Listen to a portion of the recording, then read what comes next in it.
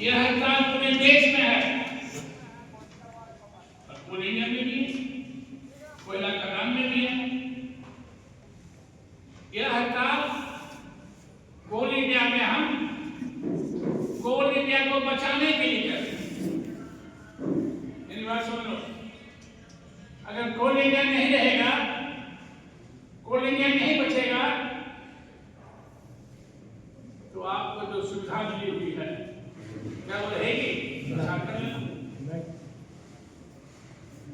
कोल India बचाओ, इस हड़ताल का नारा, इस हड़ताल का नारा है अधिकारों की रक्षा के लिए हड़ताल करना।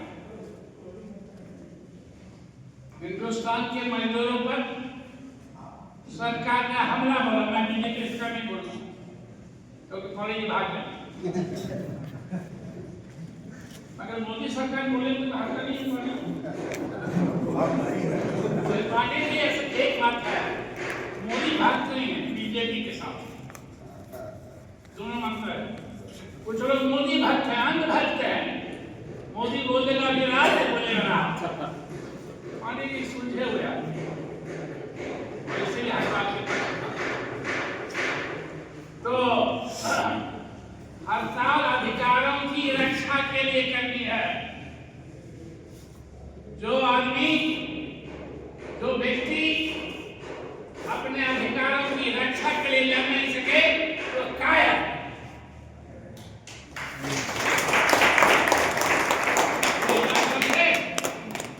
जो अपने अधिकारों की रक्षा के लिए, अधिकारों की हिफाजत के लिए लड़ नहीं सके वह कायर है।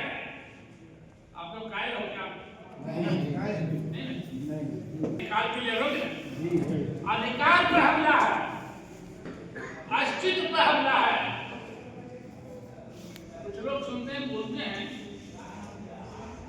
कि ट्रेड यूनियन वाले अपने लिए हड़ताल करा रहा है। क्या भाई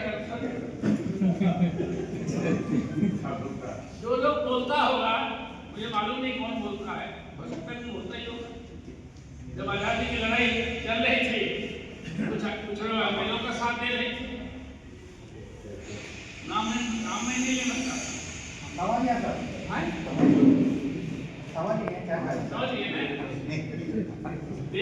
देश आजादी के लिए लड़ रहा था और कुछ लोग अंग्रेजों का साथ दे रहे। कुछ लोग तो ऐसे निकले काबिल जो आज कहते हैं कि हम देशभक्त हैं, राष्ट्रवादी हैं। वो अंग्रेजों से पेंशन लेती थी, मालूम है? अंग्रेजों की दलाली करने वाले आज देशभक्त हो गए। मित्रों का कुछ भी ज्यादा बोलती का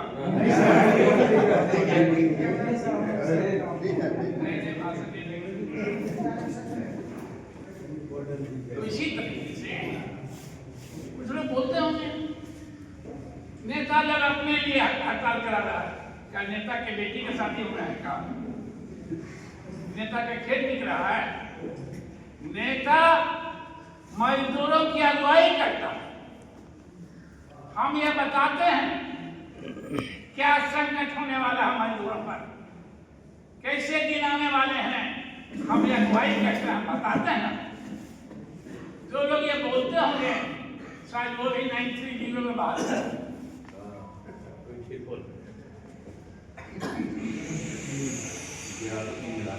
930 कैसे आया? नेताओं के सत्य आपकी ताकत पर, नेताओं की अगुवाई पर।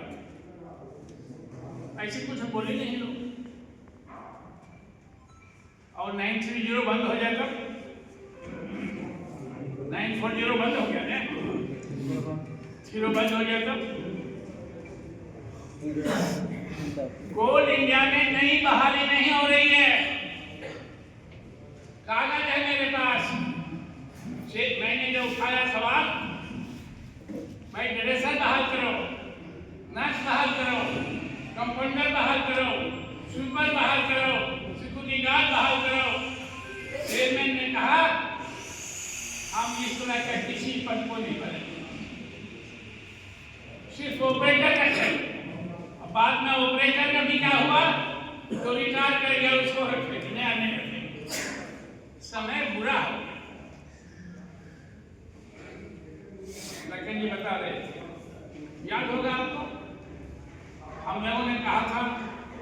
कमर्शियल माइनिंग बंद करो। 3 दिन की हड़ताल जो हुई थी, कमर्शियल माइनिंग चालू हो गया। नतीजा क्या है? आज ईसीएल संकट में है, बीसीसीएल संकट में है। ईसीएल के मजदूरों को समय पर तनख्वाह नहीं मिल रहा है,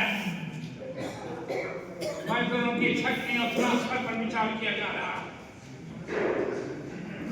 बीसीसीएल का भी यही हाल है। सीसीएल में 600 करोड़ रुपए उधारी लेकर तनख्वाह है। सीसीएल 600 करोड़ रुपए तनख्वाह पर उधारी लेकर के तनख्वाह सीसीएल में, और सीसीएल में सुन लिया 600 करोड़ रुपया बैंक से कर्जा लिया, तब तनख्वाह दिया। ये हालत खराब हो रही है सरकार की नीतियों के चलते। और सरकार की नीति क्या है मालूम है? 4 गुजराती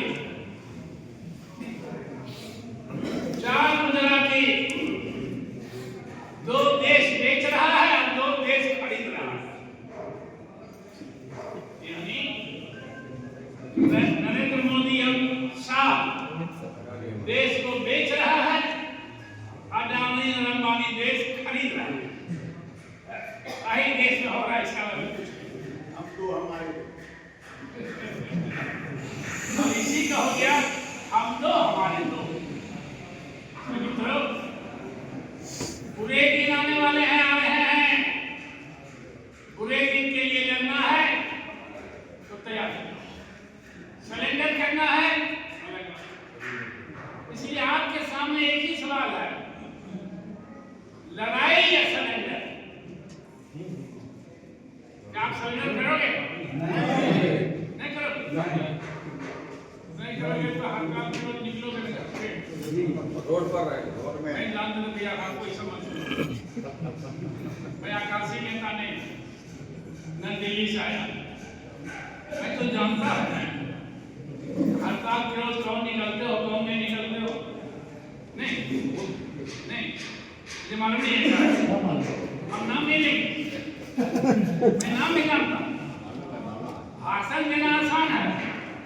हड़ताल के लोग श्री महामंडल खदान के नजदीक हाजरी घर में खड़ा रहना, झंडा लेकर के। एक दूसरी बात है, आप बताओ झंडा लेके खड़ा रहोगे नहीं? हाँ।